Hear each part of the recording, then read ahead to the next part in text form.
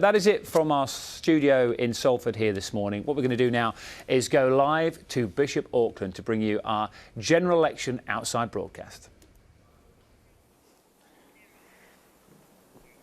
Hello, very good morning to you. You are watching BBC Breakfast, and Dan says we have taken the BBC Breakfast sofa out on the road ahead of the general election. Just 4 weeks to go, and we're trying to get to the bottom of what really matters to you. Right now, we're not just on BBC One, we are also on 5 Live. So I am joined by Nikki Campbell. I love that sofa. I want one of those cushions for my front room. It would go down very well. We've got some brilliant people to speak to, and this is such a fascinating bellwether, I think is the word, constituency, isn't it? Absolutely. Last time the Labour majority was just 502, so there's so much to play for here, as well as, of course, other parts of the UK. Graham Satchell has been particularly looking at the issues that matter here. Has the election sparked into life for you? At this factory, they make washing machines, water coolers, dehumidifiers. The boss here, John Elliott, says all the old certainties have gone. We're in a different time. We're in a totally different time. People are much more about the issues and the fundamentals than party politics. And the issue that's changed everything for some is Brexit. All my life I've voted Labour, and it's time to change. It's time to change. This country should go and move on now. And I think that the Conservative Party is the party to do it. Will other dyed-in-the-wool Labour voters really vote Tory? Repairs engineer Michael Hodgson has always voted Labour and will do so again. Is Brexit the most important thing to you? Not really, no. It's keeping me job and everything else. It's important to me. Bishop Auckland has been Labour since 1935, but the majority is just 502. This is a key Conservative target seat. Now the Brexit Party has announced it'll stand candidates in Labour Leave seats like this. What impact will that have? I would vote Brexit first and Tory second. But nearer the time, I don't want to split the Tory vote. It's important we get the Brexit done. Among the empty shop fronts on the high street, we found not just Labour voters ready to switch, but unhappy Conservatives too. I'm going to be voting Liberal Democrat, which isn't how I usually would have voted, but I'm really at the end of my tether with this Brexit. The things that have been going on in Parliament are quite distressing, the way that the Tory party has acted, and I was a member of the Tory party. I certainly will not be voting for them this time. Most of the Bishop Auckland constituency is rural, farmland and traditional Tory voting country, but some farmers like William Morn are also uncertain at this election what to do. The hesitation, the worry, is again because of Brexit. Will farmers be able to compete if new trade deals means there's an increase of cheap food imported from abroad? If we can guarantee that the products coming in are to the same standard, that puts us on a more level playing field. You know, it's how these products are produced. You feel like guarantees there? No. Brexit has fractured traditional party allegiances, and here it feels like a world turned upside down. Graham Satchell, BBC News, Bishop Auckland.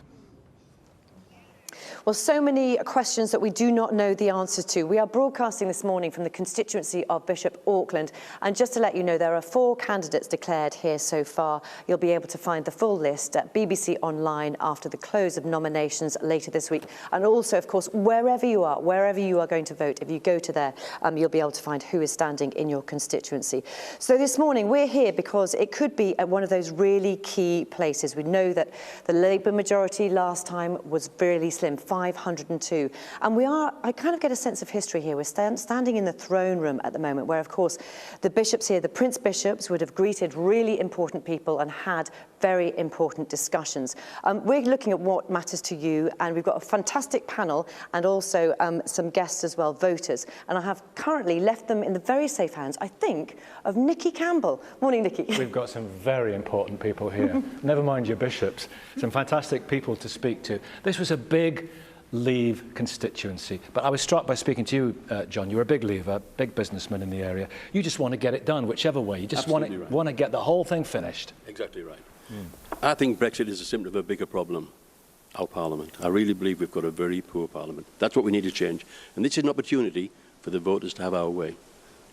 Do you think it was Brexit for reasons of alienation from Westminster, or were people thinking about potential economic benefits, Gary? Because you run a bike business. Yeah, I'm wondering whether or not people just wanted to punch David Cameron in the face, like metaphorically speaking. Maybe. I hope it's metaphorically speaking.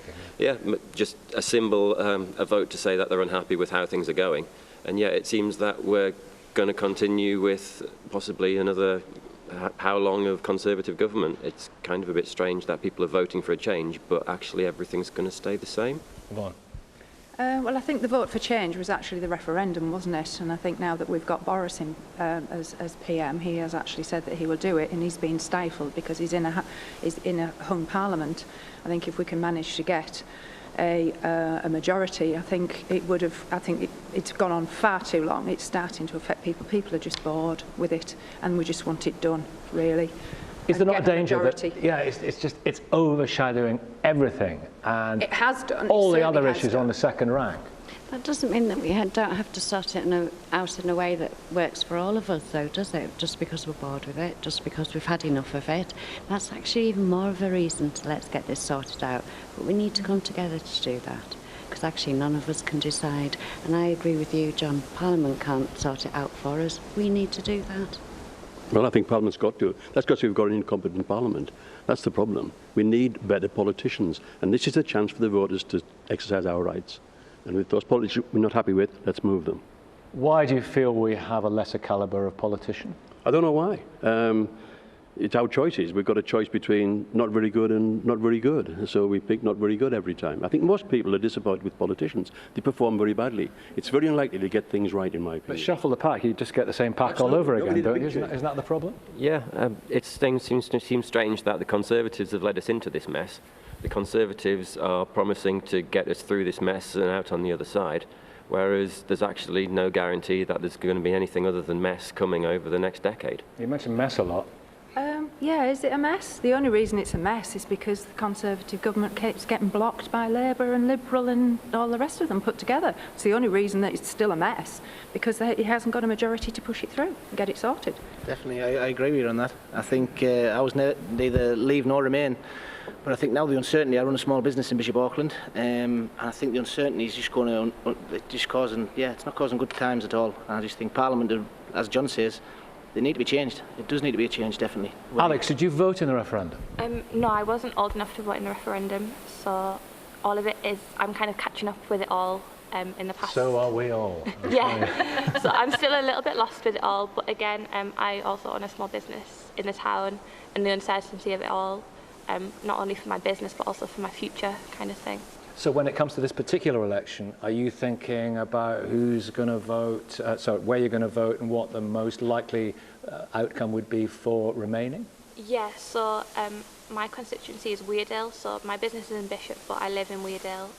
So we do have a Labour majority at the minute, a little bit bigger than Bishop. It depends on the Green Party that run a Zero Waste business. That's kind of... But the environment is a massive issue for you. Definitely, definitely. And for many of your friends? Yeah, I think because it's our future, if we don't fix the climate emergency, then we don't really have a future to think about. And what about the economy in a Brexit world? Are you worried, Gary? Terrified. If we go back to how things were before the referendum, and we just go back to how things were when we were happy in Europe, then at least we know where we stand. Going forward, if we do end up crashing out of Europe, then it's just uncertainty. I don't know what's going to happen. I mean, you've campaigned for this for years, haven't you, John? Absolutely. To leave the European Union. Yes, I think European... What do you say to Gary? He's just terrified about the future. Understandable, because there's been lots of Project Fee has been up and running by the people who run the country badly. All we want to be is a separate, an independent country running our own affairs. How can 27 countries have the same system for tariffs? Well, you say the country's been run badly, and I'm sure a lot of people will be saying, what's changed? I mean, when was it run well, in your terms? These are the people we elect. Absolutely, yes, but we don't have a very good choice. We have a choice between candidates who aren't very good. They promise us everything. They've got policies that they never enforce. So what's our options? We either vote for a bad politician or a bad politician. We need surgery, not first aid. We need something seriously changing in this country. So I think that we do have good candidates locally, and Helen Goodman is somebody who's helped my family immensely on a local level, and she didn't have to, but she did a job well. and it helped She us. was the MP here, and she's standing again, hoping to be the MP again. Absolutely, and I'll vote for her, and so will my family. But what do you think about this disillusionment, this cynicism about politicians that we're getting from John? Well, with John, I agree, yeah, totally. On Helen Goodman again, I think if you look at Bishop, the local high streets died of death. There's nothing in there. The local hospital, we have no A&E, we have no maternity ward left. Everything's been moved out of Bishop Auckland, out of the town centre into a local enterprise park, which was all backed by Helen Goodman. So I agree totally with John. I do. I think the MPs, especially in Bishop, aren't doing a very good job at all. Who's going to defend MPs? I'll defend I'll defend mine. I'll see you later. Yeah, I'll defend mine only because he is, I come from a Leave constituency, Richmond, and he is... That was William Hague's constituency. It was Williams, yes, it's Rishi Sunak now. Yeah. And my partner and I actually wrote to Rishi and said, look, you're in a Leave constituency, we expect you as our servant and our voice to follow what your constituents have voted for. And he actually wrote back and said, yes, that's you know, he will do that because that is what his constituents want. So therefore he is going to do. But there are so many MPs out there at the moment that are totally ignoring what their constituents want. Well, this is one of the constituencies, a key one for the Brexit party. It's a Labour seat at the moment, but only just. It's one of the ones that Nigel Farage's party are going to go for. Is anyone tempted by the Brexit party? No. Just a waste of vote, isn't it? Sorry? It's a waste of vote. You've got to either go for Conservatives or Labour. The Brexit vote is it's a waste of vote basically, isn't it? They're not going to get into power, so you need to go for one or the other. It's been your life's mission, John. Well, the Brexit. You like Farage? There are other things. I think he's a very good man actually. Yeah. And he's very popular in the northeast. He's certainly very popular here because he's been consistent, hasn't he? And sincere about his beliefs. It hasn't been come to fruition, not because of his fault. He's spoken about different sorts of Brexit along the way, but on the principle... He's always wanted... There's only one Brexit, and that's a clean break. We've got to be totally separate.